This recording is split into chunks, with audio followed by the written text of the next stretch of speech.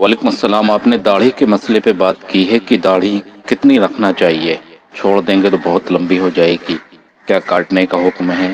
حافظ زبیر علی زئی رحمہ اللہ نے داڑھی کے بارے میں اپنی تحقیق بیان کرتے ہوئے فرماتے ہیں، سیدنا عبداللہ بن عمر رضی اللہ عنہما وغیرہ کے آثار کو مد نظر رکھتے ہوئے عرض ہے کہ داڑھی کو بالکل چھوڑ دینا اور کینچی نہ لگانا افضل ہے، تاہم ایک مشت سے زیادہ کو کاٹنا جائز ہے۔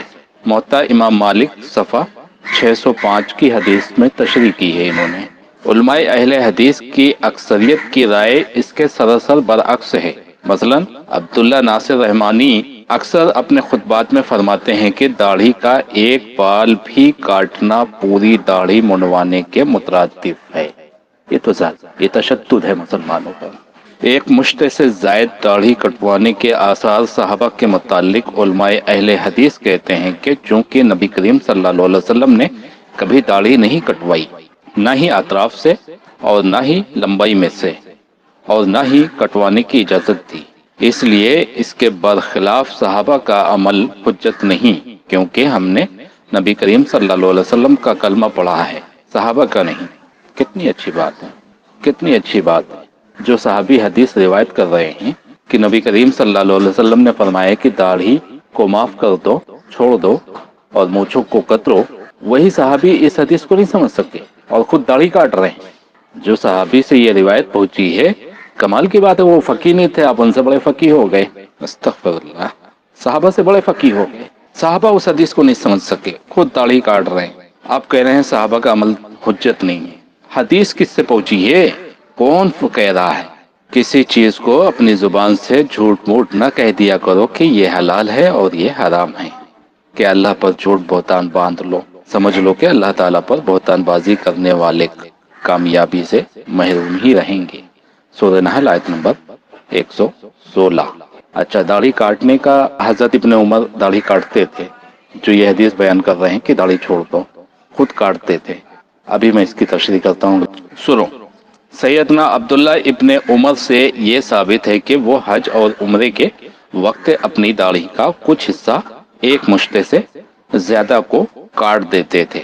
دیکھیے صحیح بخاری حدیث نمبر 5892 و سنن ابی داؤد حدیث نمبر 2357 و سندن حسن، دارقطنی جلد 2 صفحہ 182 و صحیح الحاکم جلد 1 صفحہ 422 و ذہبی۔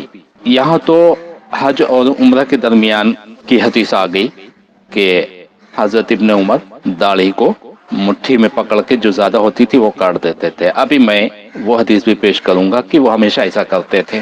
رک جاؤ، پہلے صحابی کا عمل رکھ دوں۔ کہہ رہے ہیں صحابی کا عمل ہمارے لیے حجت نہیں ہے۔ حدیث کون بیان کر رہا ہے؟ صحابی فقیہ نہیں تھے، آپ بہت بڑے فقیہ ہو گئے۔ سیدنا ابن عباس رضی اللہ عنہ ایک آیت کی تشریح میں فرماتے ہیں کہ مونچھوں، ناخنوں اور داڑھیوں میں سے کاٹنا۔ مصنف ابن ابی شیبہ جلد 4 صفحہ 85 حدیث نمبر 15668 وسندن صحیح۔ تفسیر ابن جریر جلد 17 صفحہ 109 وسندن صحیح۔ محمد بن کعب القرظی تابعی سکہ عالم بھی حج میں داڑھی سے کچھ کاٹنے کے قائل تھے۔ تفسیر ابن جریر جلد 17 صفحہ 109 وسندن حسن، ابن جریر بھی اس کے قائل تھے۔ تفسیر طبری جلد 17 صفحہ 110 وسندن صحیح۔ ابراہیم نخعی رخساروں کے بال کاٹتے تھے۔ مصنف ابن ابی شیبہ جلد 8 صفحہ 385 حدیث نمبر 25473 وسندن صحیح۔ قاسم بن محمد بن ابی بکر بھی جب سر منڈاتے تو اپنی مونچھوں اور داڑھی کے بال کاٹتے تھے۔ ابن ابی شیبہ حدیث نمبر 25476 وسندن صحیح۔ سیدنا ابو ہریرہ رضی اللہ عنہ سے مروی ہے کہ وہ ایک مشت سے زیادہ داڑھی کو کاٹ دیتے تھے۔ مصنف ابن ابی شیبہ جلد 8 صفحہ 375 حدیث نمبر 25479 وسندن حسن۔ اس کے راوی عمرو بن ایوب کو ابن حبان نے کتاب الثقات میں ذکر کیا ہے، دیکھیے جلد 7 صفحہ 224 225، اور اس سے شعبہ بن حجاج نے روایت لی ہے۔ شعبہ کے بارے میں یہ عمومی قاعدہ ہے کہ وہ عام طور پر اپنے نزدیک ثقہ راوی سے ہی روایت کرتے تھے۔ دیکھیے تہذیب التہذیب جلد 1 صفحہ 4 اور 5۔ اس عمومی قاعدے سے صرف وہی راوی مستثنی ہوگا جس کے بارے میں صراحت ثابت ہو جائے یا جمہور محدثین نے اسے ضعیف قرار دیا ہو۔ ان دو توثیقات کی وجہ سے عمرو بن ایوب حسن درجے کا راوی قرار پاتا ہے۔ طاؤس تابعی بھی داڑھی میں سے کاٹنے کے قائل تھے۔ الترجل للخلال 96 وسندن صحیح ہارون وہوا ابن یوسف بن ہارون بن زیاد الشتوئی۔ امام احمد بن حنبل بھی اسی جواز کے قائل تھے۔ کتاب الترجل 92۔ ان آثار سے معلوم ہوتا ہے کہ ایک مشت سے زیادہ داڑھی کاٹنا اور رخساروں کے بال لینا جائز ہے، تاہم بہتر یہ ہے کہ داڑھی کو بالکل قینچی نہ لگائی جائے، واللہ عالم۔ کچھ لوگ اس طرف گئے ہیں کہ داڑھی کو بالکل قینچی نہ لگائی جائے، کچھ لوگ اس طرف گئے ہیں اور اسے افضل کہا ہے، اور کچھ لوگ یعنی علامہ البانی کہتے ہیں کہ ایک مشت سے زیادہ داڑھی کاٹنا واجب ہے، واجب ہے، ہر حال میں کاٹنا ہی ہے۔ وہ کاٹنے کو افضل کہتے ہیں اور کچھ لوگ چھوڑنے کو افضل کہتے ہیں۔ مسئلہ یہ نہیں ہے کہ صحابی کا عمل دلیل ہے یا نہیں، بلکہ مسئلہ یہ ہے کہ قرآن و حدیث کا کون سا فہم معتبر ہے، وہ فہم جو 14ویں 15ویں ہجری کا ایک عالم پیش کر رہا ہے، یا وہ فہم جو صحابہ تابعین و تبع تابعین اور محدثین کرام سے ثابت ہے۔ ہم تو وہی فہم مانتے ہیں جو صحابہ تابعین تبع تابعین و محدثین اور قابل اعتماد علماء امت سے ثابت ہے۔ ہمارے علم کے مطابق کسی ایک صحابی، تابعی، تبع تابعی، محدث یا معتبر عالم نے ایک مٹھی سے زیادہ داڑھی کو کاٹنا حرام یا ناجائز نہیں قرار دیا۔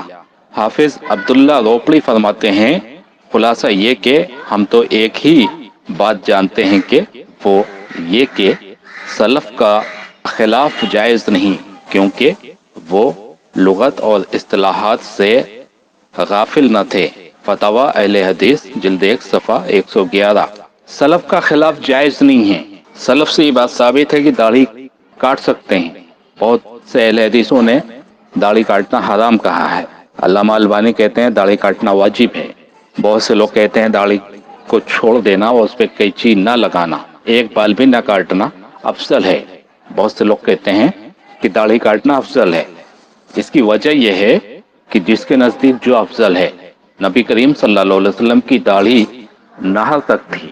جو لوگ کہتے ہیں پورے سینے کو چھائے ہوئے تھی، وہ ترجمہ غلط کرتے ہیں۔ نہر کا ترجمہ سینہ کرتے ہیں، صدر ہوتا ہے، وہ نہر نہیں ہوتا۔ نہر گردن کی ہڈی کو کہتے ہیں، وہاں تک تھی نبی کریم صلی اللہ علیہ وسلم کی داڑھی، اور ایک مشت یہیں تک آتی ہے۔ تو عبداللہ ابن عمر جو یہ فرماتے ہیں کہ نبی کریم صلی اللہ علیہ وسلم نے فرمایا کہ داڑھی کو چھوڑ دو اور مونچھوں کو کترو، اور خود داڑھی کاٹتے تھے، تو وہ اس لیے ایسا کرتے تھے کہ نبی کریم صلی اللہ علیہ وسلم کی داڑھی ایسی تھی، وہ اپنی داڑھی کو کاٹ کے نبی کریم صلی اللہ علیہ وسلم کی جیسی رکھتے تھے، کیونکہ وہ سنت کے بہت پابند تھے۔ وہ ایسی سنتوں پہ عمل کرتے تھے کہ نبی کریم صلی اللہ علیہ وسلم نے سفر کے دوران میں قضائے حاجت کے لیے کہاں بیٹھے تھے، اگر اس راستے سے گزرتے ان کو قضائے حاجت لگی ہو یا نہ لگی ہو، وہاں پہ تھوڑی دیر بیٹھتے ضرور تھے۔ اس طرح وہ سنت پہ عمل کرتے تھے، اور اس سنت پہ عمل کرتے ہوئے ان پر بہت سے اہل حدیثوں نے بدعت کا فتویٰ لگایا ہے کہ ابن عمر بدعتی تھے۔ نعوذ باللہ، استغفر اللہ، استغفر اللہ۔ تو افضل اس کے لیے وہی ہے، حضرت ابن عمر رضی اللہ عنہ کے لیے افضل وہی تھا کہ جو وہ داڑھی کاٹتے تھے ایک مشت۔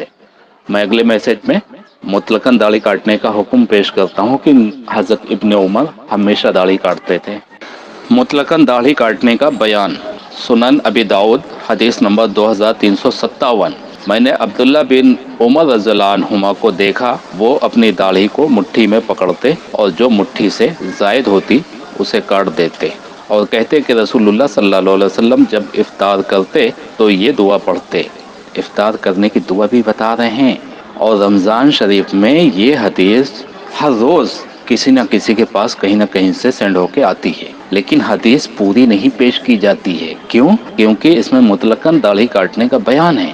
حضرت ابن عمر اپنی داڑھی کو مٹھی میں پکڑتے اور جو مٹھی سے زائد ہوتی اسے کاٹ دیتے۔ یہ حصہ چھوڑ کر وہ حدیث پیش کی جاتی ہے کہ رسول اللہ صلی اللہ علیہ وسلم جب افطار کرتے تو یہ دعا پڑھتے، اور وہ دعا خوب چلائی جاتی ہے رمضان شریف میں۔ حدیث کا آدھا حصہ چھپاتے ہیں یہودیوں کی طرح، اور آدھا حصہ پیش کرتے ہیں۔ یہ دجل نہیں ہے تو کیا ہے؟ خیر القرون کے تینوں دور پر داڑھی کاٹنے کا ثبوت ملتا ہے، اوپر میں اس کا ثبوت دے چکا ہوں۔ صحابہ کرام داڑھی کاٹتے تھے، تابعین داڑھی کاٹتے تھے، تبع تابعین داڑھی کاٹتے تھے۔ یہ تو سلف کا طریقہ ہو گیا۔ خلف میں آج تک آپ دیکھ سکتے ہیں بڑے بڑے علماء مفتیوں کو داڑھی کاٹتے ہوئے۔ یہ ابھی 70 سال کی پیداوار ہے جنہوں نے اپنی طبیعت سے داڑھی میں کینچی لگانے کو حرام قرار دیا ہے۔ صحابہ کرام کے عمل کو کوئی حرام کہہ